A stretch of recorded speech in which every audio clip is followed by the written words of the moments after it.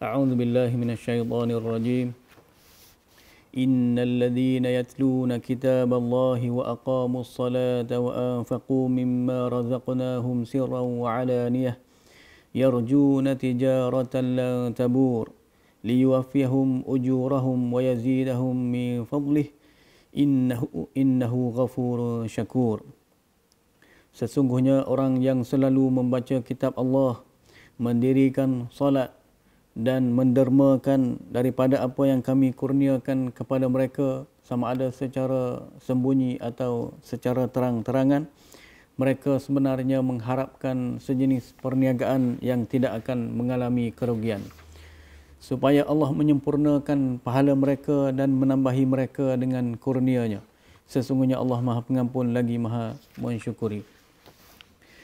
Alhamdulillah, alhamdulillahi rabbil alamin, wa bihi nasta'inu ala umuri dunya waddin, wassalatu wassalamu ala imamil mursalin sayyidina Muhammad wa ala alihi wa sahbihi wa man ihtada bihadihi wastanna bisunnatihi ila yaumiddin.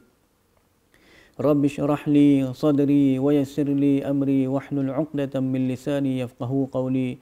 Subhanaka la ilma lana illa ma 'allamtana innaka antal alimul hakim wa la hawla wa la quwwata illa billahil aliyyil azim. Alhamdulillah, alhamdulillah, kita memanjatkan rasa syukur yang tidak terhingga kepada Allah Subhanahu wa taala kerana Allah masih lagi memberikan kesempatan kepada kita untuk hidup pada hari ini, hari yang ketiga Ramadan. Alhamdulillah kita dapat menjalani ibadat puasa dan juga kita dapat menyemarakkan pelbagai ibadat yang lain dalam bulan Ramadan Al-Mubarak ini. Dan alhamdulillah pada tahun ini, pada kali ini, Ramadan kali ini, kita dapat fokus kepada ibadat bersama-sama dengan keluarga kita di rumah masing-masing. Kalau dulu mungkin kita secara sendiri, kalau ke masjid pun mungkin isteri tak ikut, tapi sekarang ni alhamdulillah kita sendiri jadi imam, kita boleh memimpin isteri dan anak-anak kita di rumah. Kita lebih banyak masa di rumah, dan memang masa dalam bulan Ramadan kali ini kita ada lebih sikit daripada tahun-tahun yang lepas. Alhamdulillah. Allah berfirman di dalam surah Al-Baqarah ayat 185, dalam ayat-ayat berkenaan dengan hukum hakam puasa, ayat 183 ayat berkenaan dengan kefarduan puasa, manakala ayat 185 yang berbunyi a'udzubillahi minasyaitonir rajim syahrul ramadan alladzi unzila fihi alquran hudan linnasi wa bayyinatin minal huda wal furqan. Bulan Ramadan, bulan yang diturunkan padanya Al-Quran. Hudan linnas, Al-Quran ini sebagai petunjuk, kitab hidayah, petunjuk kepada manusia. Wabayyinatin minal huda, dan juga keterangan kepada petunjuk-petunjuk.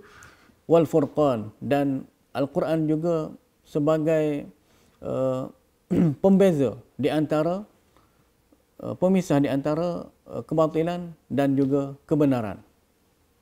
Jadi dalam bulan Ramadan, para ulama menggambarkan sebagai as-siyam wal Qur'ani sebagai kembar. Sebab Al-Quran diturunkan dalam bulan Ramadan, jadi orang yang berpuasa yang tidak membaca ataupun tidak mengaji Al-Quran bagai semacam satu kepincangan ataupun tidak sempurna. Berpuasa tetapi tidak mengaji Al-Quran. Jadi dengan alhamdulillah, dengan banyak masa yang lebih sikit daripada tahun-tahun yang lepas, jadi kita ada banyak masa di rumah, kita peruntukkan lebih sikit untuk mengaji tadabbur Al-Quran, sama ada secara tadarus ataupun yang lebih afdalnya kita mengaji sendiri dan kita dapat khatamkan Al-Quran. Pada tahun ini, mungkin tahun lepas kita dapat khatamkan sekali, tahun ini kena berganda lagi, mungkin 2 kali, mungkin 3 kali. Jadi insya-Allah sebagai satu pengisian ataupun satu motivasi galakan kepada saya dan juga kepada tuan-tuan untuk kita lebih membaca, mengaji Al-Quran. Kita akan berkongsi pada hari ini berkenaan dengan adab-adab untuk kita berdamping mengaji Al-Quran dan adab-adab sebelum kita membaca Al-Quran. Saya kongsi dengan tuan-tuan ambil daripada kitab yang dikarang oleh Al-Imam An-Nawawi, digelar sebagai yang terkenal sebagai Imam An-Nawawi, yang namanya Abu Zakaria Muhyiddin Yahya bin Sharaf bin Hizam An-Nawawi, orang Syria. Dia ni Imam An-Nawawi banyak kita kata satu karamah ma'nawiyah, satu karamah kemuliaan yang Allah kurniakan kepada dia, walaupun umurnya tidak panjang, singkat, tetapi dia dapat mengarang kitab yang besar-besar, nilainya besar, menjadi rujukan utama di dalam mazhab Abu Abdullah Muhammad bin Idris Asy-Syafi'i. Imam An-Nawawi dilahirkan pada tahun 631 Hijrah dan meninggal pada tahun 676 Hijrah. Jadi lebih kurang 45 tahun sahaja beliau hidup, tetapi dia dapat mengarang banyak kitab. Antaranya ialah kitab ini At-Tibyan fi Adab Hamalatil Quran, yang sudah diterjemahkan oleh orang kita, oleh Ustaz Hakim Rosli. Jadi saya berpandukan kepada terjemahan ini untuk dikongsi supaya jadi bermanfaat untuk diri saya dan juga mungkin juga kepada tuan-tuan. Apa yang saya nak kongsi ialah adab dan etika hamalatil Quran ataupun pendamping orang yang belajar ataupun orang yang mengajarkan Al-Quran. Adab dan etika. Saya tidak kongsi semualah, cuma beberapa sahaja dengan waktu yang terbatas, mungkin sebagai motivasi, galakan untuk kita lebih semangat mengaji Al-Quran dan juga kita memelihara beberapa adab ini bila kita nak mengaji Al-Quran. Antaranya kita memelihara dan memperbanyak bacaan Al-Quran. Para sahabat radhiyallahu anhum mempunyai kebiasaan yang berbeza. Kita pada tahun ini boleh kita membiasakan kebiasaan yang berbeza. Sekarang orang duk memperkatakan banyak kita melakukan kebiasaan yang berbeza, new normal, yang memang berbeza daripada yang lepas-lepas. Dan kita tambah lagi yang lebih utama, khususnya dalam ibadat, new normal, kebiasaan yang baru untuk kita, iaitu kita banyak mengaji Al-Quran bermula pada tahun ini dan tahun-tahun yang akan datang. Sudah jadi tabiat kita untuk mengaji Al-Quran banyak. Bukan tunggu bulan Ramadan saja, kita bertitik tolak daripada Ramadan tahun ini, kemudian kita bawa kepada bulan-bulan yang seterusnya sampai kita meninggal. Kita setiap hari kita ada masa untuk Al-Quran, bersama dengan Al-Quran, mengaji dan kita tadabbur Al-Quran.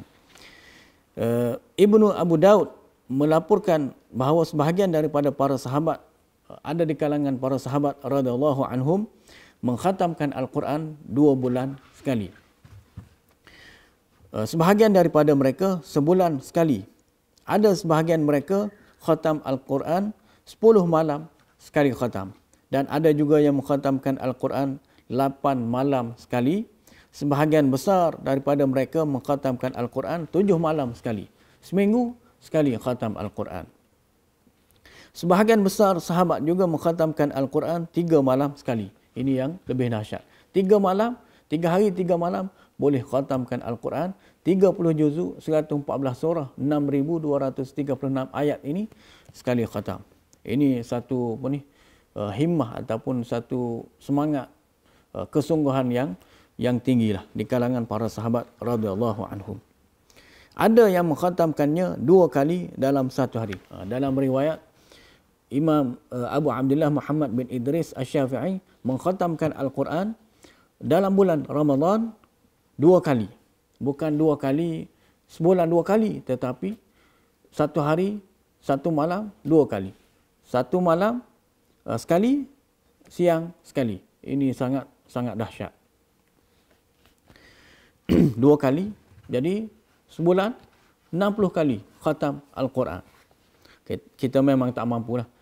Tapi kita cuba lebih tahun ni lebih daripada sekali khatam Al-Quran. Kita boleh bahagikan.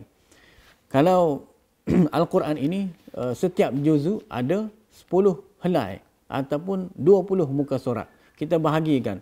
Mungkin kalau kita nak khatamkan Al-Quran pada tahun ini 2 kali khatam, kita ambil masa-masa yang senggang, masa yang kita free ataupun lapang, memang kita lebih sikit. Walaupun ada yang bekerja, ada yang bekerja daripada rumah, ada yang kena keluar. Yang masa kebiasaan, masa yang kita lapang sikit ialah selepas subuh, selepas sahur ataupun selepas kita solat subuh. Kita ambil masa untuk kita khatamkan Al-Quran dua kali sebulan dalam bulan Ramadan kali ini. Selepas subuh kita baca, kita mengaji Al-Quran satu juzuk. Satu juzuk 10 helai sama dengan 20 muka surat, dengan bacaan yang lancar biasanya 20 ke 30 minit. Kalau kita mungkin agak lambat sikit sampai ke 45 minit. Jadi kita peruntukkan masa selepas subuh 45 minit mengaji Al-Quran satu juzuk. Kemudian kita ambil masa selepas zuhur. Mungkin antara sebelum zuhur kita sibuk dengan anak-anak, dengan siapkan rumah dan sebagainya. Cadangan ni boleh untuk lelaki dan juga perempuan, ayah-ayah dan juga ibu-ibu. Selepas zuhur kita ambil masa mengaji separuh juzuk, 5 helai sama dengan 10 muka surat. Dan kita selepas asar, kita sembahyang asar di awal waktu. Selepas asar kita terus mengaji 5 helai lagi, 10 muka surat lagi. Jadi selepas zuhur separuh juzuk dan selepas asar separuh juzuk. Jadi bila kita istiqamah rutin harian kita dapat buat macam ni, 2 juzuk satu hari kita dapat khatamkan 15 hari sekali khatam, dan raya nanti, sampai raya nanti kita dapat khatam sekali lagi. Alhamdulillah. Di samping kita mengaji, kita juga tadabbur. Bagi kita orang Melayu yang di Malaysia ni, kita boleh guna Quran tafsir pimpinan ataupun terjemahan pimpinan Ar-Rahman, tafsir pimpinan Ar-Rahman, untuk membantu kita tadabbur, memperhatikan makna ayat-ayat Al-Quran.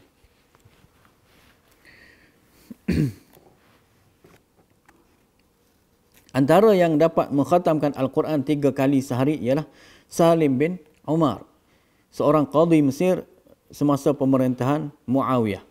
Dan disebutkan oleh Imam An-Nawawi ni, ramailah yang dapat mengkhatamkan Al-Quran.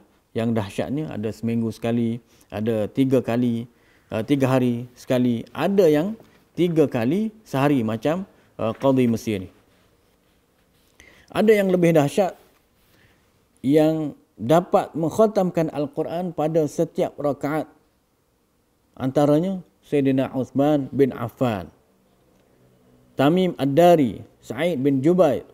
Mereka mengkhatamkan Al-Quran dalam Kaabah pada setiap rakaat salat. Ini kita tidak boleh nak tak tercapai lah.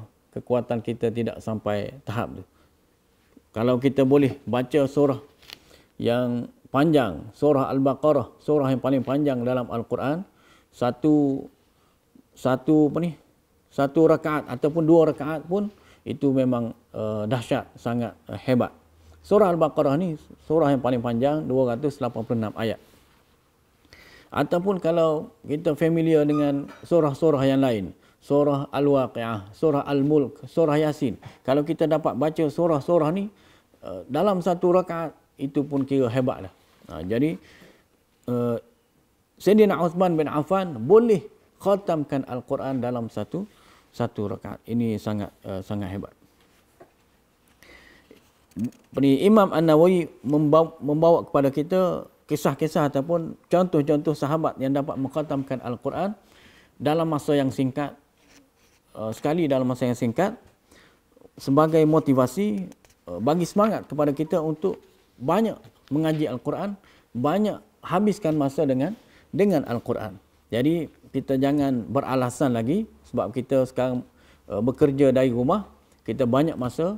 Jadi kita ambil masa tu daripada 24 jam ni, mungkin 5 jam satu hari, 3 jam satu hari untuk Al-Quran. Kemudian bab yang seterusnya, memelihara bacaan Al-Quran pada waktu malam.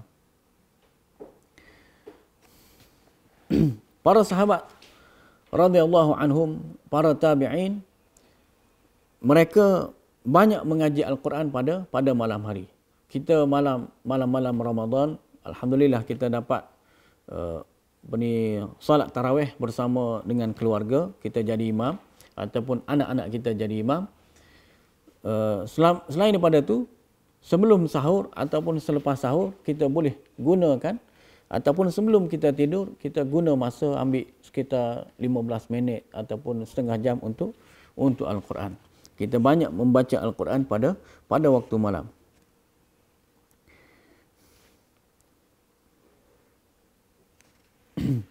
Di samping kita solat qiyamul lail, solat tarawih, solat tahajud, antara zikir yang disebut oleh para ulama, zikir yang paling afdal ataupun zikir yang terbaik ialah membaca Al-Quran.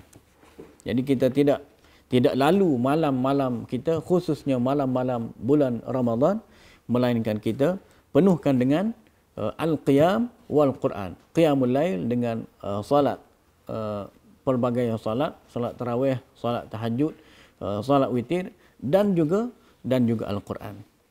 Ada kembar 3 bulan Ramadan ni. Ibadat utama, ibadat yang besar 3. As-siyam wal qiyam wal Quran. Puasa, qiyamul lail dan juga mengaji Al-Quran. Seterusnya kita masuk adab-adab utama sebelum membaca Al-Quran.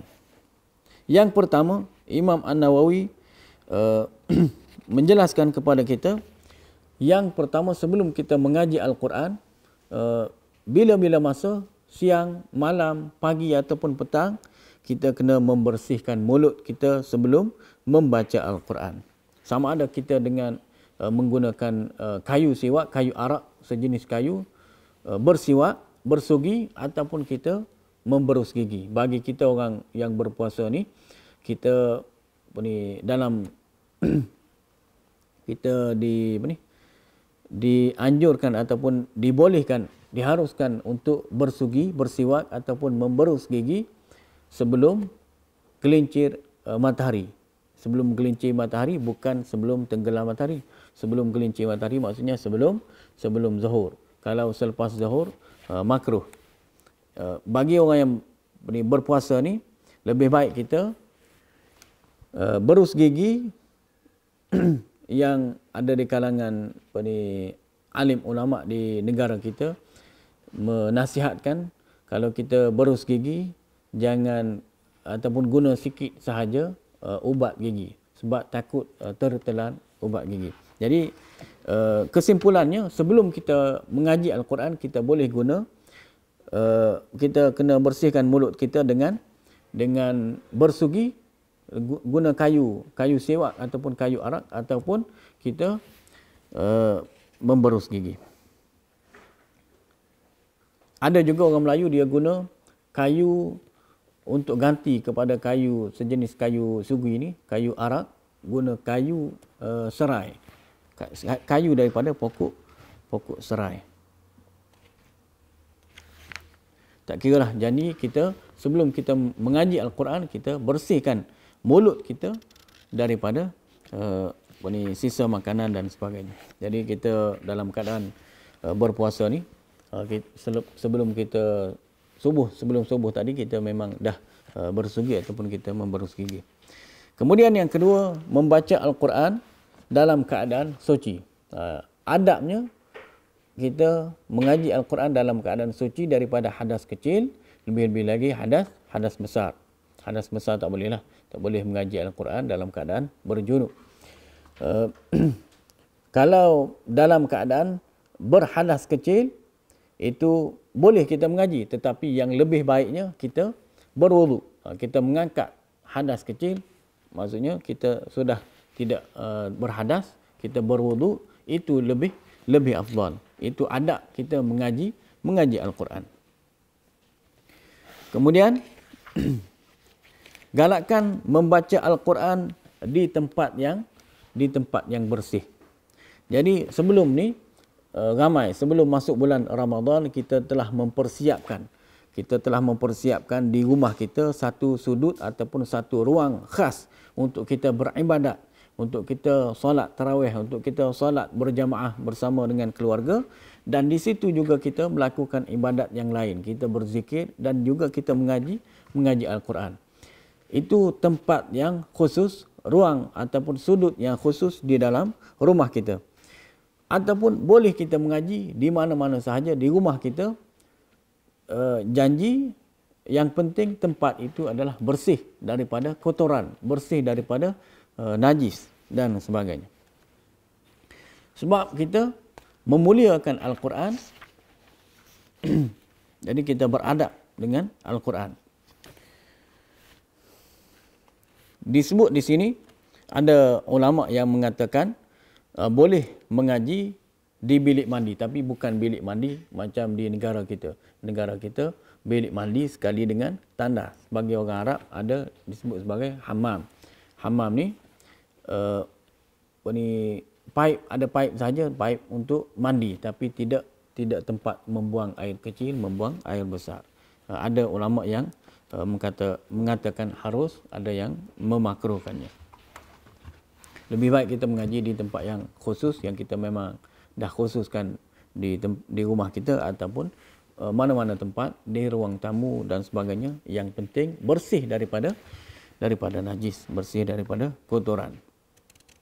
Kemudian seterusnya kita membaca ataupun kita mengaji Al-Quran dengan menghadap ke arah kiblat. Ini yang afdal. Boleh menghadap ke mana-mana. Yang jadi syarat syarat wajib solat ialah kena menghadap kiblat. Tetapi untuk mengaji Al-Quran ni afdalnya boleh menghadap ke mana-mana, tapi yang afdalnya ialah kita menghadap ke arah kiblat. Kemudian yang seterusnya kita memulakan bacaan Al-Quran dengan kita minta berlindung dengan Allah daripada syaitan yang direjam. Walaupun syaitan telah diikat dalam bulan Ramadan, tetap kita beradab dengan nak mengaji ni kita baca a'udzubillahi minasyaitonirrajim, sebagaimana firman Allah di dalam surah An-Nahl, a'udzubillahi minasyaitonirrajim, fa idza qara'tal qur'ana fasta'idz billahi minasyaitonirrajim. Oleh itu, selepas engkau membaca Al-Quran, maka hendaklah engkau memohon perlindungan kepada Allah daripada hasutan syaitan yang direjam. Menurut majoriti ulama, ayat Al-Quran ini secara terperincinya bermaksud apabila kamu ingin membaca, mengaji Al-Quran, maka mintalah perlindungan daripada Allah. Selepas selesai bacaan, baca juga perlindungan sebagaimana perlindungan daripada syaitan juga selepas kita membaca mengaji Al-Quran.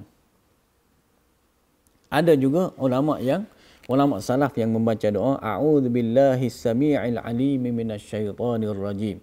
Sama ada kita guna a'udzubillahi minasyaitonir rajim ataupun a'udzubillahi samii'il 'aliim minasyaitonir rajim. Yang penting kita baca ta'awudz ini sebelum mengaji dan juga selepas mengaji. Dan hikmahnya banyaklah, kita minta berlindung dengan Allah daripada syaitan yang direjam.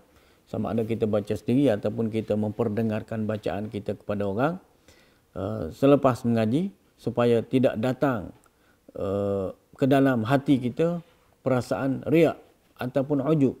Kita memperdengarkan bacaan kita, lebih-lebih lagi musim sekarang, musim PKP ni, kita ramai orang yang memperdengarkan bacaan Al-Quran di media sosial secara online. Jadi itu eloklah, alhamdulillah. Cuma kita minta berlindung supaya tidak ada dalam diri kita perasaan riak perasaan nak menunjuk-nunjuk ataupun perasaan ujub. Dua-dua ni sifat mazmumah yang kita kena buang. Ujub ni kita rasa kita lah yang lebih pandai mengaji Al-Quran. Kita rasa suara kita yang lebih sedap. Kita lah yang lebih baik, lebih sedap mengaji Al-Quran. Jadi semua itu, sama ada kita nak menunjuk-nunjuk ataupun kita rasa kita lebih baik pada orang, itu semua merupakan satu dosa. Dosa yang menyebabkan amalan kita tidak ada pahala, bahkan di sebalik amalan itu kita dapat dosa disebabkan riak dan juga ujub. Kita minta berlindung dengan Allah daripada dua sifat mazmumah ni, penyakit hati yang memakan amalan yang menghapuskan pahala amalan kita.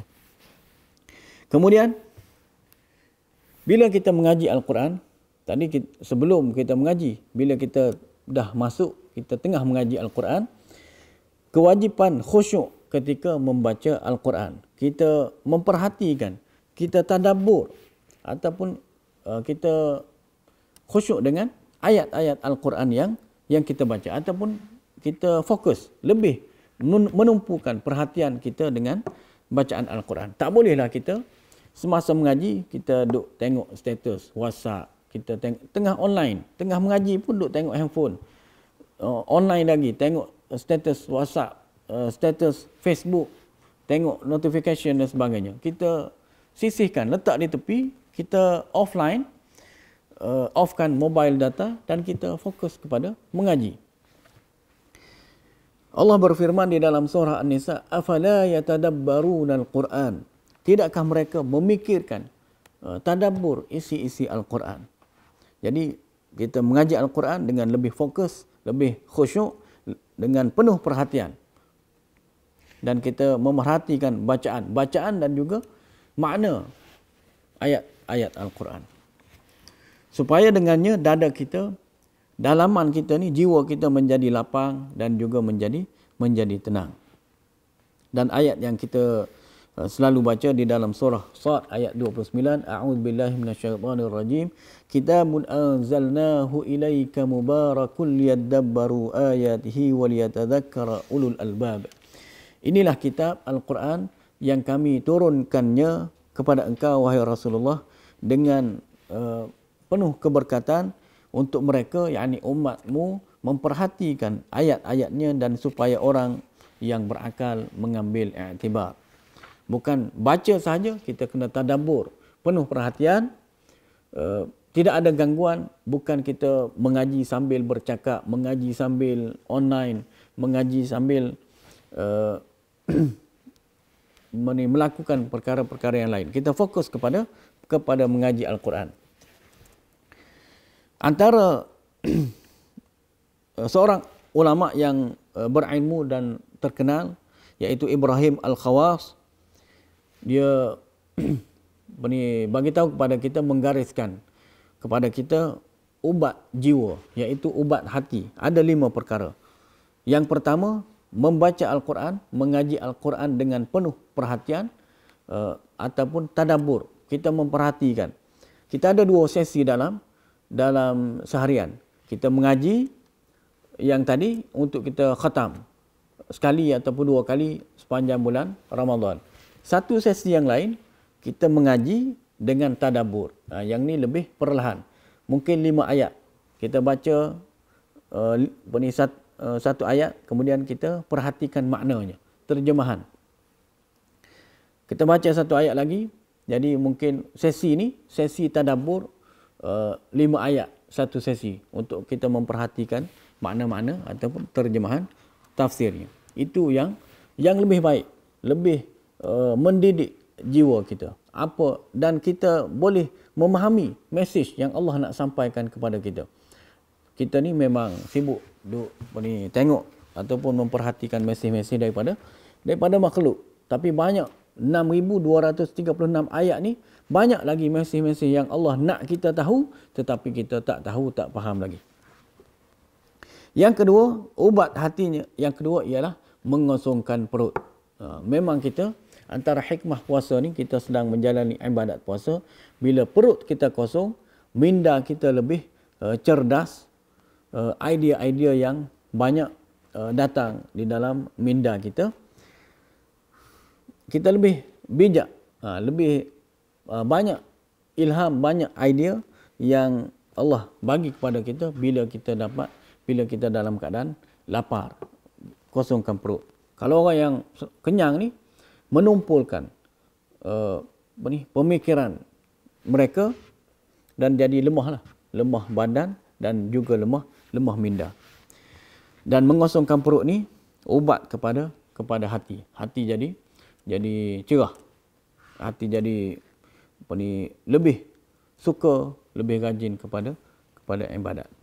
Yang ketiga, melakukan ibadat pada waktu malam juga merupakan ubat bagi jiwa.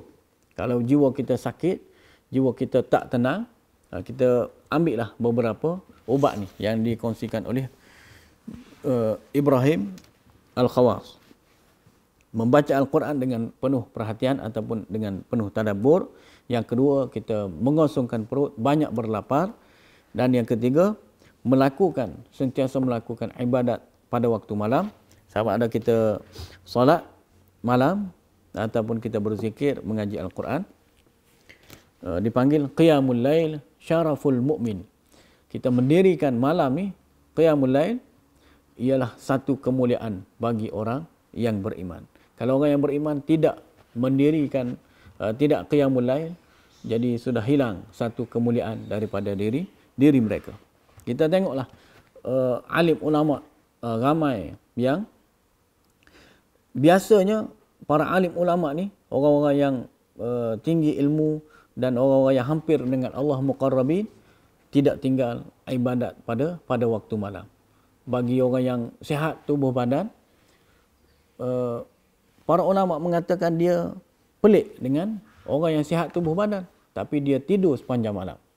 Tidak memperuntukkan sebahagian masa malamnya untuk beribadat pada waktu malam. Kemudian yang keempat, membaca doa dengan rendah diri pada awal pagi sebelum subuh. Waktu sahur lah. Waktu sahur, kita bersahur. Nabi bersabda, tasahharu fa inna fis sahuri barakah. Kita bersahurlah kerana pada waktu sahur itu ada satu keberkatan. Jadi, pada waktu itu juga kita beristighfar. Allah sebut dalam Al-Quran, wabil asharihum yastaghfirun. Dan pada waktu sahur mereka, ciri-ciri orang yang beriman ini, mereka beristighfar, minta ampun dengan Allah. Jadi kita beristighfar dan kita memanjatkan doa kita kepada Allah. Kita berdoa dengan apa bahasa sekalipun, Allah faham, Allah buat kita. Kalau tidak perlu kita berdoa dengan bahasa Arab. Apa sahaja bahasa yang kita lebih mudah, lebih dekat dengan kita boleh memanjatkan doa. Mintalah kepada Allah.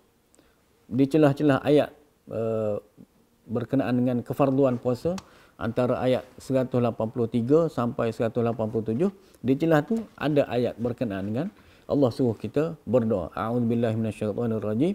Wa idza sa'alaka 'ibadi 'anni fa inni qarib ujibu da'watad da'i idza da'an falyastajibu li wal yu'minu bi la'allahum yarshudun. Apabila hamba-hambaku bertanya kepada engkau wahai Rasulullah, maka jawablah, fa inni qarib, sesungguhnya aku sangat dekat. Ujibu da'watad da'i idza da'an, aku memperkenankan doa orang-orang yang berdoa apabila dia berdoa. Falyastajibu li wal yu'minu bi, dengan syarat hendaklah mereka itu memperkenankan seruanku, ikut suruhan Allah, wal yu'minu bi, dan hendaklah mereka beriman kepadaku, la'allahum yarshudun, mudah-mudahan mereka mendapat bimbingan, mendapat petunjuk.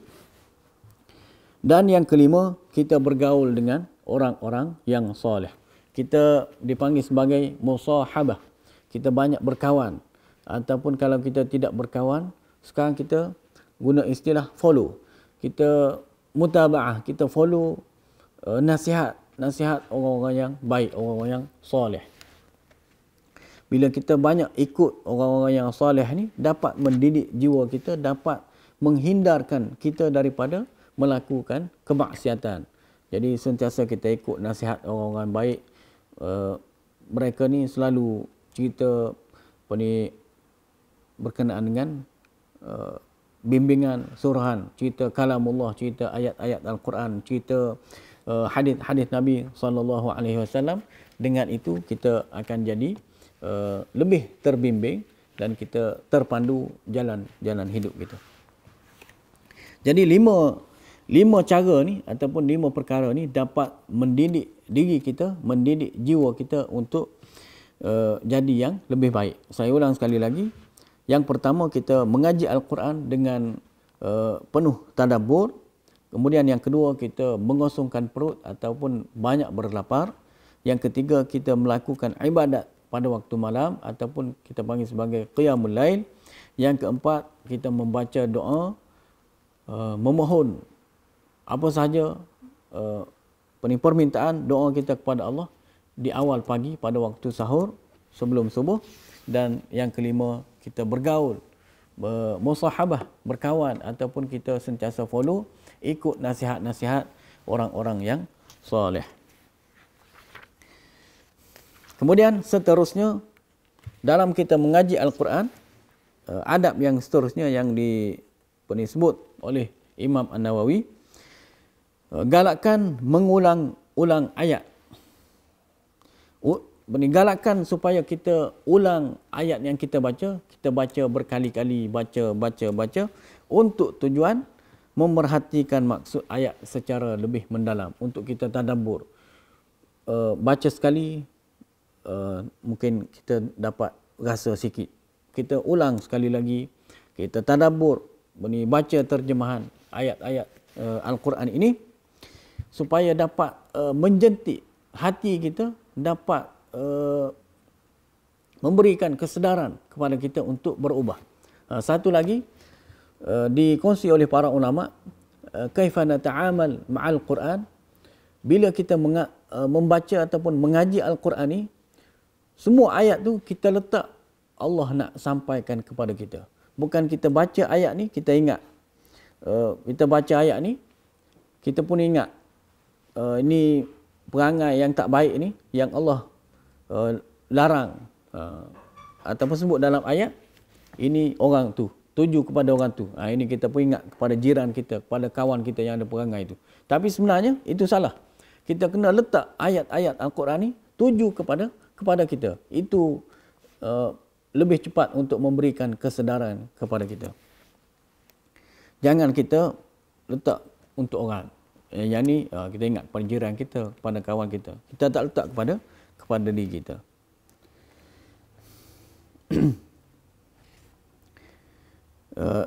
Ada hadis daripada Abu Dzar radhiyallahu anhu.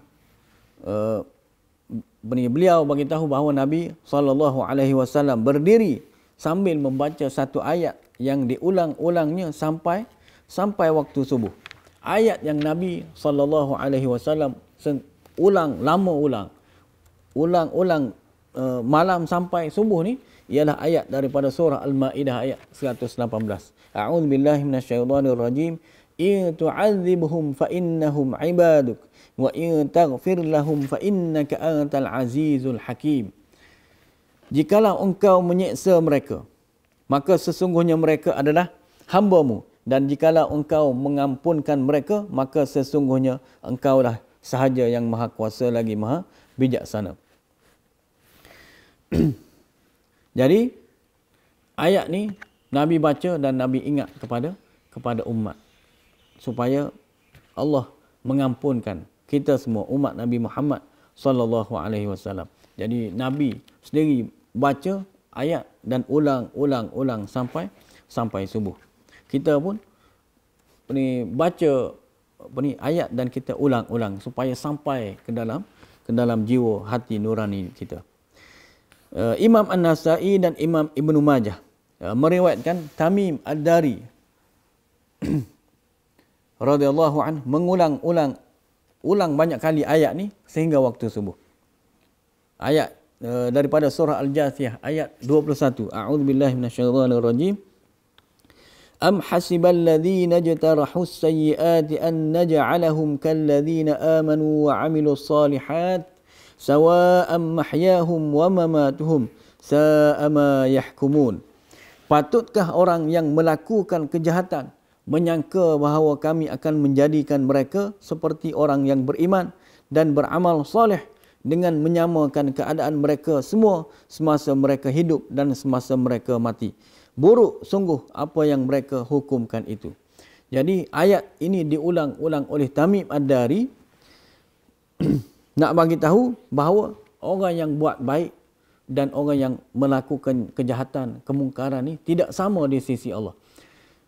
Kalaulah saya dan tuan-tuan kita banyak melakukan dosa, banyak melakukan keburukan, kemaksiatan, janganlah kita berangan untuk masuk syurga. Kita kena, syurga Allah itu sangat mahal. Bukan kita dengan santai-santai, rilek-rilek untuk mendapatkan masuk syurga Allah. Kita kena beriman, percaya dan yakin dengan benar-benar terhadap Allah dan hari akhirat, dan kita kena melakukan amal yang soleh untuk mendapat rahmat Allah, dan seterusnya kita akan dimasukkan ke dalam syurga Allah. Jadi orang yang banyak terjebak melakukan sesuatu yang buruk, melakukan kejahatan, buat jahat ni tidak sama di sisi Allah dengan orang-orang yang soleh. Kita tak boleh beranggapan tak apalah, nanti Allah ampunkan kita, nanti Allah akan masukkan ke dalam syurga. Walaupun kita ni tak solat contohnya, kita anggap biasa-biasa saja. Tak boleh. Itu sangat buruk. Sa'ama yahkumun.